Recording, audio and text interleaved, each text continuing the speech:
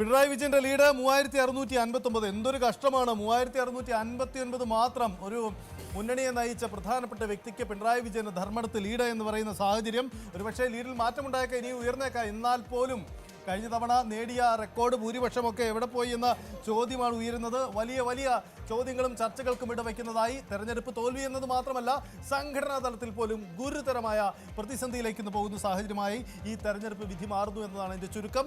സംസ്ഥാനത്ത് UDFന്റെ തരംഗത്തിൽ വീണു പോകുന്നത് നിരവധി ചെങ്കോട്ടകളാണ്, പ്രധാനപ്പെട്ട മുഖങ്ങളാണ്. പ്രതിപക്ഷ നിരയിൽ പ്രതിപക്ഷത്തെ നയിക്കാൻ ആരെന്ന ചോദ്യത്തിന് പോലും ഉത്തരം കണ്ടെത്താൻ ഏറെ പാടുപെടുമെന്നതാണ് ഇതുവരെയുള്ള ചിത്രം. രാജീവ് ചന്ദ്രശേഖരന്റെ ലീഡ് UDF ലീഡ് തുടരുകയാണ്. കാസർഗോഡ് 4ഇടത്ത് UDFന്റെ ലീഡാണ്. കല്ലട്ര മായിൻ ഹാജി കാസർഗോഡ് ലീഡ് ചെയ്യുന്നു. മഞ്ചേശ്വരത്ത് AK അഷ്റഫ്, പുതുമയിൽ UDFന്റെ തേരോട്ടമാണ്. K നീലകണ്ഠൻ 13,677 വോട്ടിന്റെ ലീഡാണ് ഉള്ളത്. കാഞ്ഞങ്ങാട് LDF, കാഞ്ഞങ്ങാട് മാത്രമാണ് LDFന് ആശ്വാസം. ഗോവിന്ദൻ പള്ളിക്കാപ്പിൽ 11,545 വോട്ടിന് അവിടെ ഏതാണ്ട് അഭിലാഷ് നോക്കൂ, കണ്ണൂരിലെ UDFന്റെ ലീഡ് നോക്കൂ, 13,274. തൃക്കരിപ്പൂരിൽ സന്ദീപ് വാര്യർക്ക് ഉണ്ടാകുമോ എന്നതാണ്. 2,270 വോട്ടിന്റെ ലീഡുണ്ട് സന്ദീപ് വാര്യർക്ക് തൃക്കരിപ്പൂരിൽ. തൃത്താലയിൽ VT ബൽറാം 7,207 വോട്ടുകൾക്കാണ് ഇപ്പോൾ മുന്നിട്ട് നിൽക്കുന്നത്.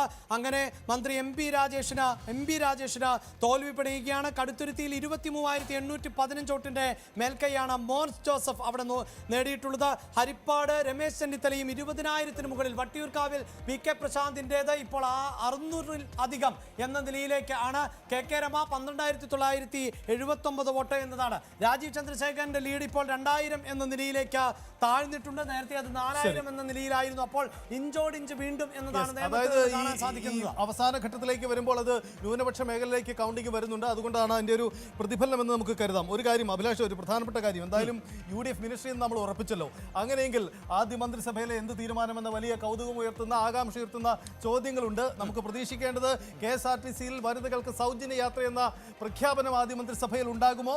മറ്റെന്തൊക്കെ കാത്തിരിപ്പുകളുണ്ട്? വിദ്യാർത്ഥിനികൾക്ക് 1,000 രൂപയുടെ സ്കോളർഷിപ്പ് എന്ന പ്രഖ്യാപനം ഉണ്ടാകുമോ?